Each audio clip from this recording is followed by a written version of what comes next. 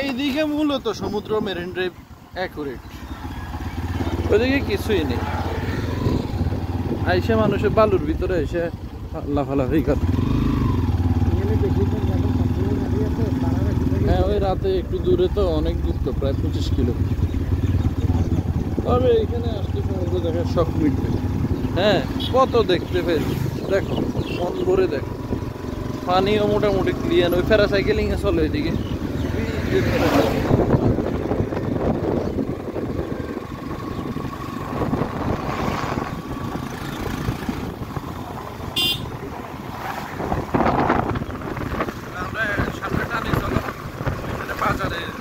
একদম সামুদ্রিক মাছ দিয়ে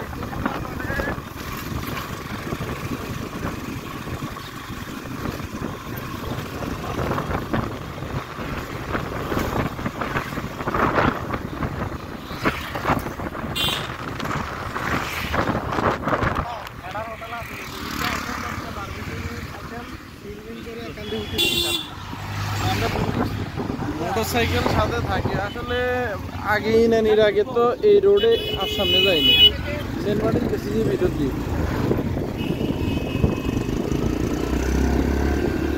কথা বুঝছ না?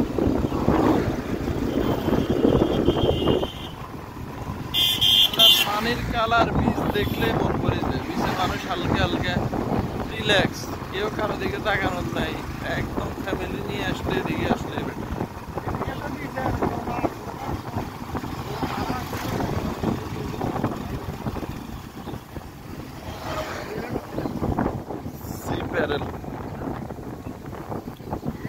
প্যারেল কার সাথে গিয়েছিল?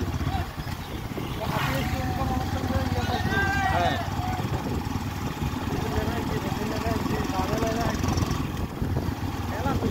হ্যাঁ, এই হোটেলে নাকি? এটা খোলা নাই, কেন ভাঙে গেছে তো, নাহলে একদম সামনে যে সুন্দর। ঠিক আছে, হ্যাঁ, সাজে একটু ফালতু পাগলের যে হাইট মিলছে একটা শেষ। মানে ওই এলাকার সর্বোচ্চ পাহাড় ওইটা। এরপরে কিন্তু কক্সবাজার আইলে সমুদ্র বলো, পাহাড় বলো। হ্যাঁ, এটা বান্দরবান। বৃষ্টি থেকে মনে হয় 5,000 ফুট উপরে, মানে এই যে লেভেল 5,000 ফুট উপরে।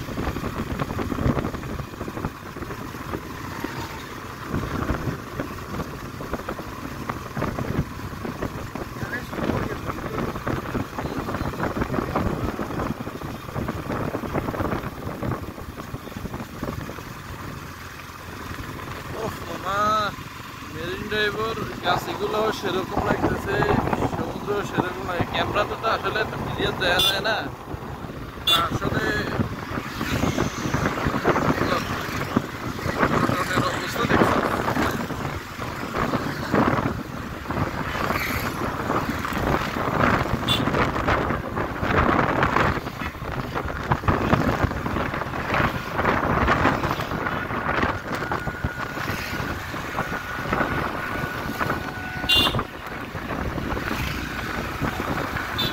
আমার বন্ধু কুফা মামুন, যাকে সবাই কুফা মামুন হিসেবে চিনে, সে যেখানেই হাত দেয় সেখানেই ঢুকে যায়। হ্যাঁ, কুফা মামুন, তোমার জীবনের ব্যর্থতা নিয়ে কিছু বলো।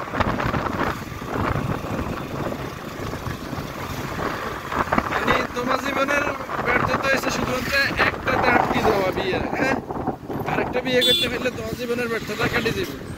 ওরে, এটা তো ফাঁসাল নাড়াই নাড়াই বিকতেছে, দেখছো?